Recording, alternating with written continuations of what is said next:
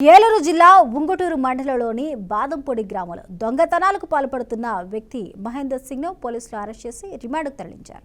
రాజస్థాన్లో పుట్టి హైదరాబాద్లో ఉద్యోగం చేస్తూ చెడు అలవాట్లకు బానిసయ్యాడు.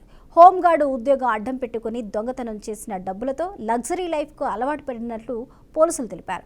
నిందితుడి నుంచి ₹1,50,000 విలువ గల బంగారు ఆభరణాలు, పల్సర్ బైక్ను పోలీసులు స్వాధీనం చేసుకున్నారు.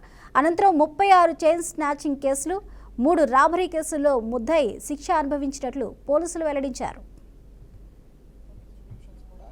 ఎప్పటికప్పుడు వాళ్ళ దగ్గర సీసీటీవీ కెమెరాలు పనిచేస్తున్నాయా లేదా ఉంటే మన రీసెంట్గా ఈ బాదంపూడి గ్రామంలో ఒక చైన్ స్నాచింగ్ దొంగతనం జరిగింది.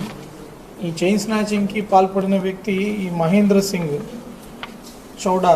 ఈ వ్యక్తి మన జీడిమెట్ల హైదరాబాద్ వాస్తవ్యుడు. ఇతను అరెస్ట్ చేయడం జరిగింది మన నిడమర్రు సిఐ గారు అండ్ వాళ్ళ స్టాఫ్ అందరూ కలిసి. ఈ వ్యక్తి రాజస్థాన్, బట్ ఇతను హైదరాబాద్లో చాలా రోజుల ముందు నుంచి హోంగార్డ్గా ఉద్యోగం చేసేవాడు. సిటీ కమాండ్ కంట్రోల్ రూమ్లో పనిచేసేవాడు 2008 నుంచి 2015 వరకు.